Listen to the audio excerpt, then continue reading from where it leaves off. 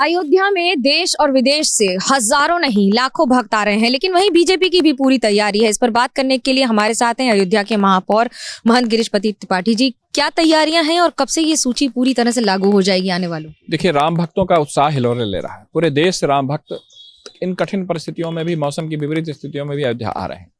राम भक्तों को एक व्यवस्थित ढंग से लाने का एक सिलसिला 29 तारीख से शुरू होगा, जिसमें हमारे राम भक्त पूरे देश के कोने कोने से अयोध्या आएंगे और उनको अयोध्या में उनके सुरक्षित आवास की व्यवस्था, उनके भोजन की व्यवस्था, उनके दर्शन की व्यवस्था, इन सब चीज़ों के लिए अयोध्या बहुत उत्सुक भी है और तैयार भी है, और हम लोग उन सारी व्यवस्थाओं को अच्छे से करेंगे।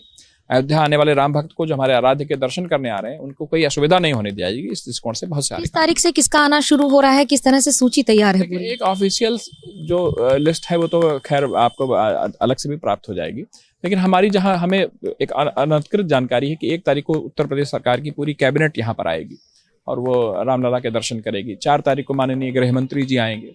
इस तरह के तमाम, हमें लगता है कि पूरे भारत से तमाम वो विशिष्ट व्यक्ति जो रामलला के दर्शन करना चाहते हैं वो अयोध्या आएंगे।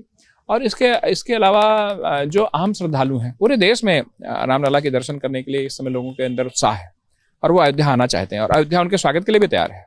राहुल गांधी कह रहे हैं कोई राम की लहर नहीं है, बीजेपी चुनावी मुद्दा बना रही, हवा बना रही है। देखिए, राम जी की लहर को देखने के लिए ना एक हृदय में राम होना चाहिए।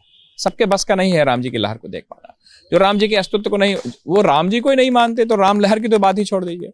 जब राम जी को नहीं मानेंगे तो राम लहर को क्या मानेंगे आखिरकार। और अगर जन भावनाओं की इतनी ही परवाह राहुल गांधी को हुआ करती, जन भावनाओं की इतनी समझ और समझदारी राहुल गांधी को हुआ करती, तो कांग्रेस की आज जो दशा है वो दशा ना हुआ।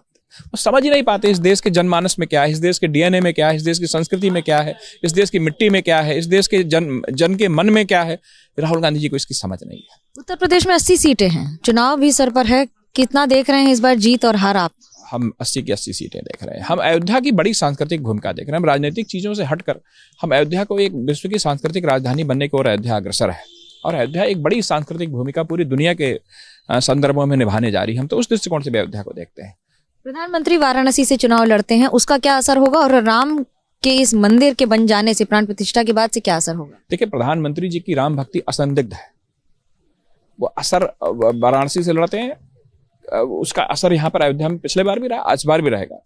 और प्रधानमंत्री जी ने जिस तरह से राम काज किया है, जिस तरह से उनका समर्पण रहा है, जिस तरह से उन्होंने राम मंदिर बनने का मार्ग प्रशस्त किया है, अयोध्या के लोग उनके आभारी हैं, उनके कृतज्ञ हैं और आने वाली संस्कृति, हमारी पीढ़ी भी उनकी आभारी और कृतज्ञ रहेगी।